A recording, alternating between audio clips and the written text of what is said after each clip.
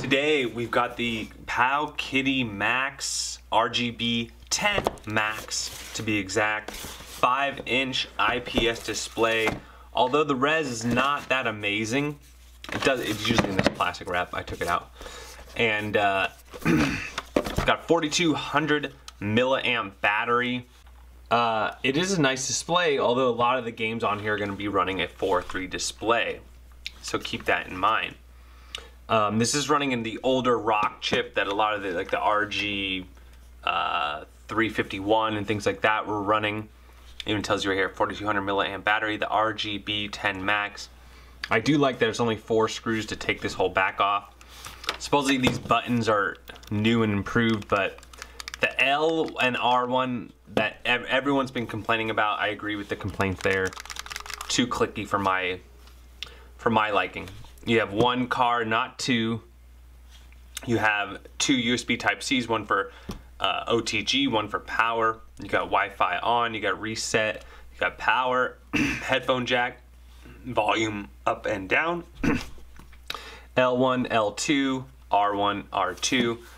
I honestly don't, what are these 2 buttons for? I don't understand these 2 buttons. I haven't really used them much. You got select and start, you got your dual speakers, you got your D-pad, your analog sticks, A, B, X, Y. So let's go ahead and turn it on. It was like, I think it was sleeping before, right? So it's on. I was playing PSP earlier. Anyways, let's exit out of PSP. And you'll boot it up. You'll go into an Emulate.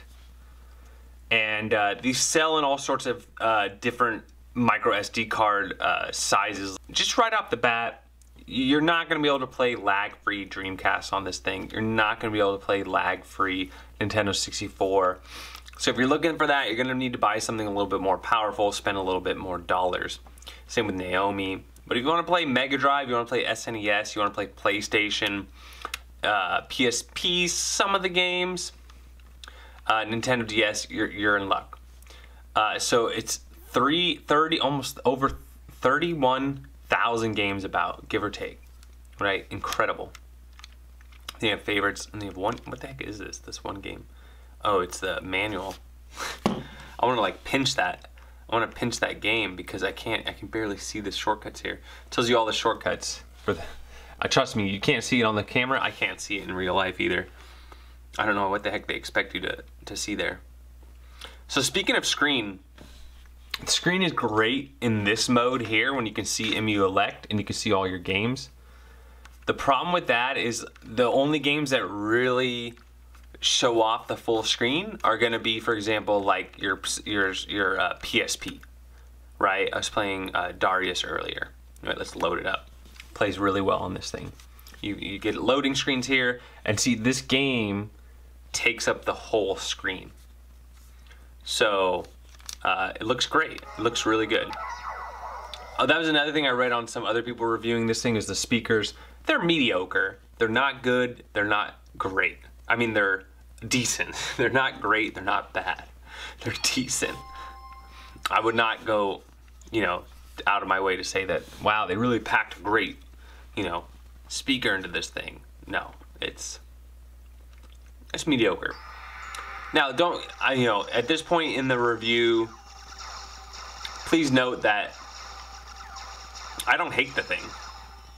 It actually makes a lot of sense at the price point. What I hate is when these handhelds come out and they're asking for some incredible price tag and they're just not delivering at all. That's what bothers me. And I have to say, this thing's delivering in the fact that the screen is pretty nice. I do like the size. I do like the ergonomics. It is a plastic shell, if you're wondering. It's not metal. As far as the construction, I don't know how I feel about it, to be honest. Feels decent so far. I would say that the buttons, especially like the L1, R1, and they do feel a little cheap to me. But at the same time, I'm fine with them. Does that make sense? That like, ooh, died already? They feel a little cheap, but I'm fine with them. The analog sticks feel the same. They're almost identical. I would not be surprised if they're literally using the same analog sticks as the Amber Nix stuff. You know, the RG series.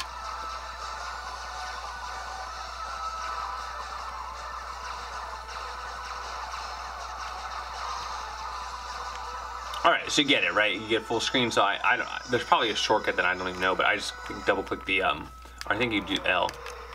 There you go. Your R's. You can kind of go out for this particular emulator.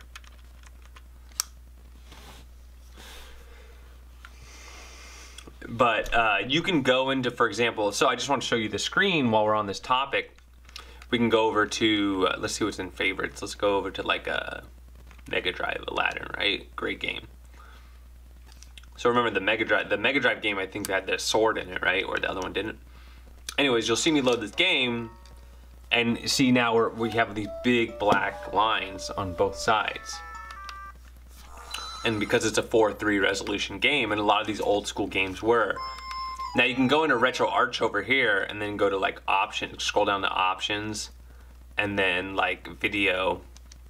And you can try to like stretch the screen, for example, but you might be missing things. You might actually, when you stretch it, it's not it's not the perfect situation. Some things get cut off, and a lot of people just don't like that. That's not how you play the original game, you know. Now that being said,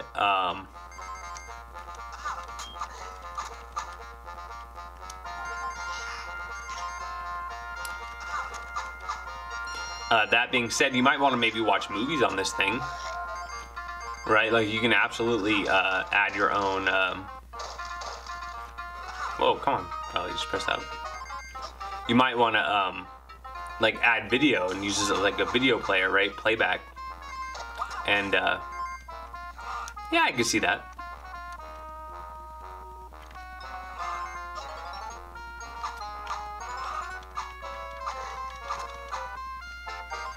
Ergonomically speaking, it's actually a little cramped for my style. I would prefer if it was less cramped. Like my right hand over here is a little cramped. Like doing this stuff on my left hand right here. But, you know, maybe you have smaller hands, this could be like right up your alley.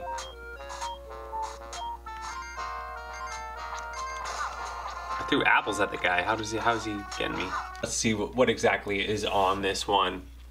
Again, this is kind of the highest one. It's the 128 gigabyte model, 31,000 games. The games actually do work right out of the box. So as far as a plug and play, you know, for your kids type of thing, yeah, I could see it. You can see it's already running like the Odroid OS and everything else. Yeah, I mean, it's great. It has everything at the touch of a button. A kid can easily just hit the reset button and start running again. You got, like I said, 31,000 games here. You got 15 Nintendo DS, 30 Sony PSP. You got Dragon Ball Z, Final Fight, Loco Roco. You got Metal Man, Metal Slug Anthology, Metal Slug XX, World of Pool. All right, you got PlayStation 52 games. So actually not so many PlayStation games. But look at that, all the artwork is here. And I have to say, every game I've played, it actually does have the correct ROM there.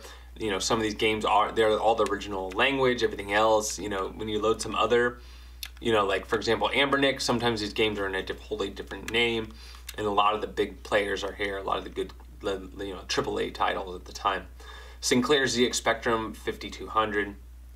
Firmware options. Well, I haven't even seen this. Okay, this is where I was really confused, which is Bluetooth controller. I don't think this thing has Bluetooth. When you run this controller, nothing really happens. It freezes up. And if you look at the instructions, I didn't see anything resembling that there is a Bluetooth. I have not opened this up and looked for a Bluetooth module, but just know that I don't think it has a Bluetooth. If it did have Bluetooth, that would be pretty cool because, you know, you'd be able to hit a controller with it. I accidentally hit restore, but it's fine. I haven't really done much with this thing. Hopefully that doesn't like totally mess it up.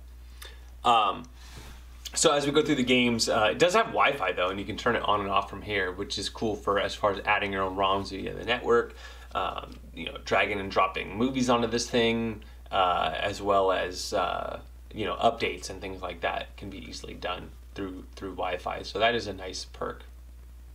As you see, it starts heat-wise. It doesn't actually get very hot. We've been using this thing for a while now. It doesn't get very hot. There's no fan, so it is very quiet.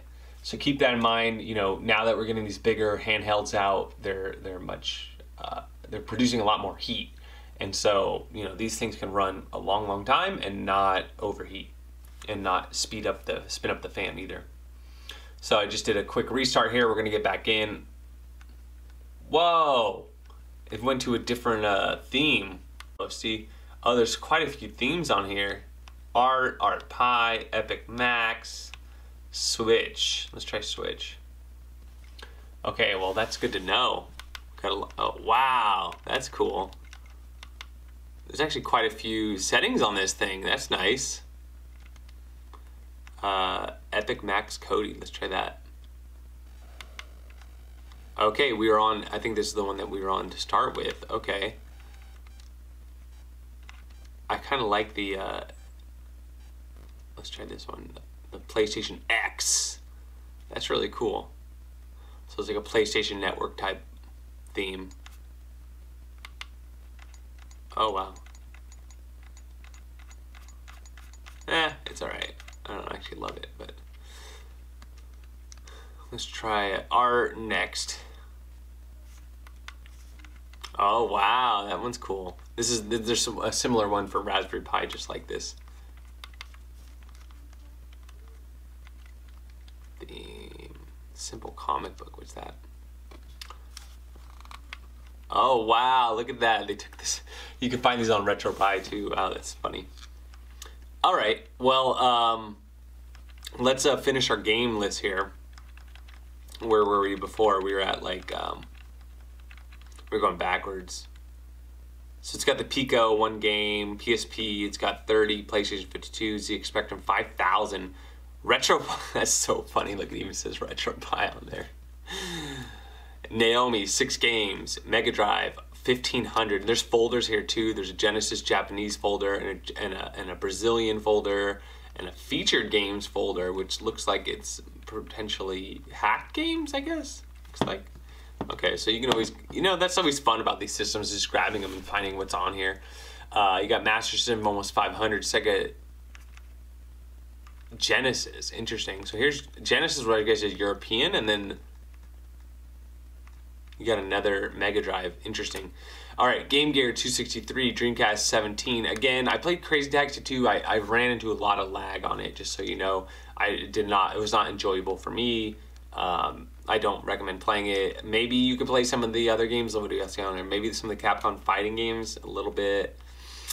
Yeah, maybe, yeah, MSR might run. You know, Soul Calibur, you're gonna run into lag there. Okay, Neo Geo Pocket 81, Neo Geo Pocket Color 81, Neo Geo Pocket Regular 46, Neo Geo CD 70, Neo Geo 175, ports 32. Okay, oh, it's got like a Diablo port on here. That's cool. What is that? It looks like a, you got Super Mario Brothers 3 port of some kind. You got the racing game. What is it? Outlaw? I'm drawing a blank right here. You got some Sonic ports. You got Flashback 4. Looks like a lot of DOS games. Super NES, you got 1300. Again, you're gonna have these folders in here. So you're gonna have like your Brazilian ports, your Famicom, and your featured games. Oh, I accidentally loaded one. There you go. So nice little loading screen, and it should load up pretty quick. And again, you're gonna see the 4.3. You're gonna see some big black bars here on the right and left. Oh, is this one screen? Oh, okay. I was like, wow, that was cool. They have a full screen. But no, you have the bars. All right, so you're on Super Nintendo. Let's go back. You got Super Famicom 450, Game Boy Color. So that's where I really think this thing excels, is if you want a really good Game Boy Advance experience, I think this is it. So you got Game Boy 32. Wow, how many? Why is official game ROM compiler? Whatever that is. A, B, C. There's probably a lot in there. Wow.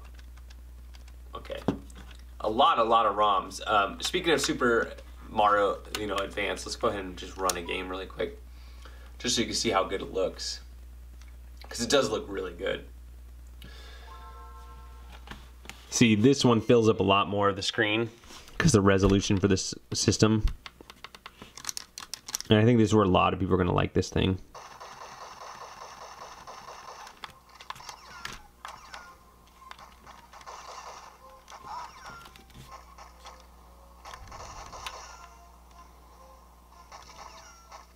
Who's firing at me?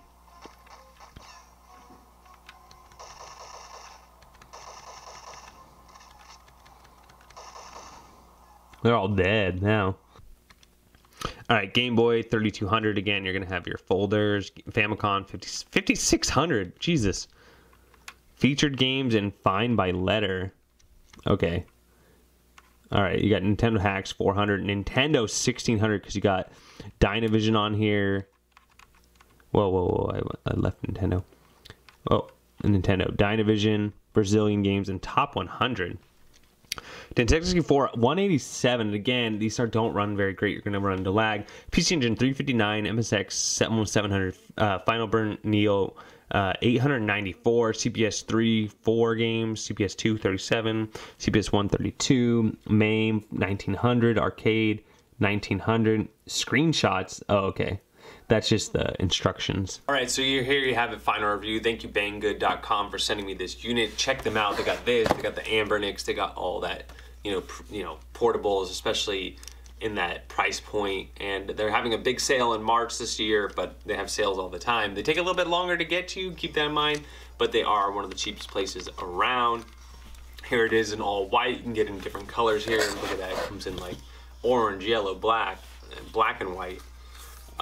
There's the Max, and then there's Max 2. Love the 5-inch screen. It's very bright as they advertise, so you're getting increased brightness from the previous model. Analog sticks are pretty much the same between this and the Ambernic D-pad, very similar. The buttons are a little cheap feeling, but they work well and they do their job. Having all the controls at the top are good. I don't accidentally hit the reset button or anything like that. I agree the L1 and R2, R1 buttons are a little cheesy, a little cheap, really clicky, not great. The back R2 and L1 is fine. It works just fine.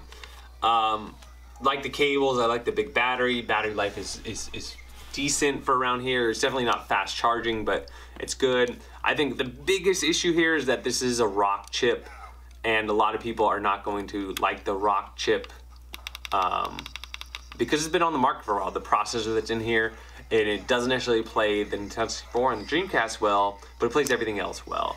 But the thing is, there's been a lot of other handhelds like the RG351 and what else, you know, the Retroid Pocket and other things that have been able to run that, you know, run games. Let me see which one. Yeah, there you go. You got the R's and the R's on this game too. So keep that in mind. You know, I think it was a little late to the game. That being said, I mean, this could make a really great gift for somebody. If you haven't entered the handheld world yet, I think it's a good contender to check out. It's definitely better than a lot of the other junk that's out there. So a lot of people gave this like an 8 out of 10. I mean, I'd have to agree. I would definitely put the RG351 above this myself, but just by like one point or so. You know what I'm saying? Like I wouldn't hate this thing. So that's what I think. Let me know what you think. Let me know what you all think. Don't forget to like and subscribe. Hey, get off me. Get off me. And we'll catch you on the next one.